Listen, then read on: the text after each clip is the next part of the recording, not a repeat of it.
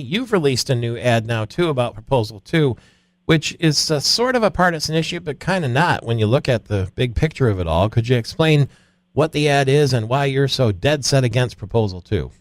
Well, yeah, absolutely. We do have a series of TV and radio ads that are pointing out the cost of this proposal, the blank check nature, the fact that they can give themselves whatever budget they want and whatever salary they want. There's nothing in there that prohibits that.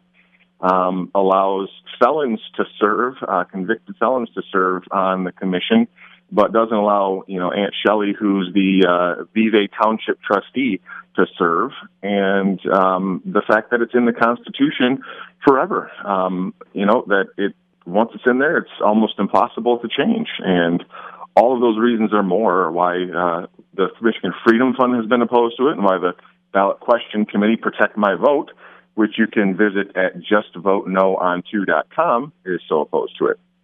So the deal is that Proposal 2, if it passes, would put unqualified people in charge of drawing the congressional and House and Senate districts in Michigan.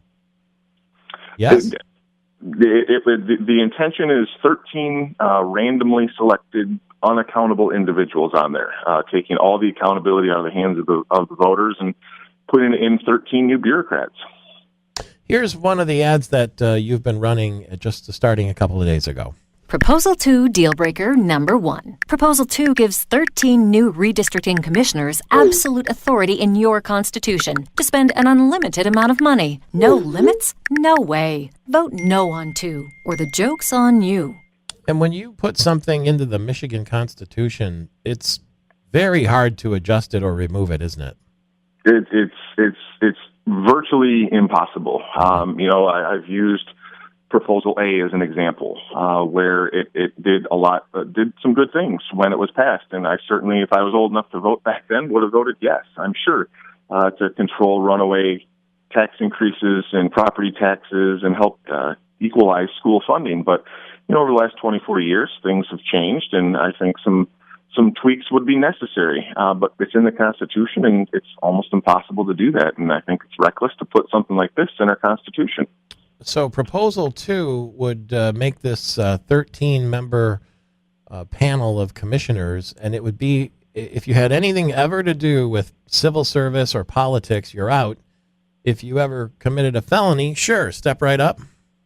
That's 100% correct. We spent a lot of time looking through the language, and they claim to have done things intentionally throughout this, and I would ask, well, if that's the case, why did you intentionally avoid setting a maximum budget? Why did you intentionally exclude hundreds of thousands of people from serving by virtue of being engaged or being related to somebody civically engaged, but still allow felons to serve? I think they've made mistakes. There are unintended consequences, and that's why it shouldn't be in the Constitution.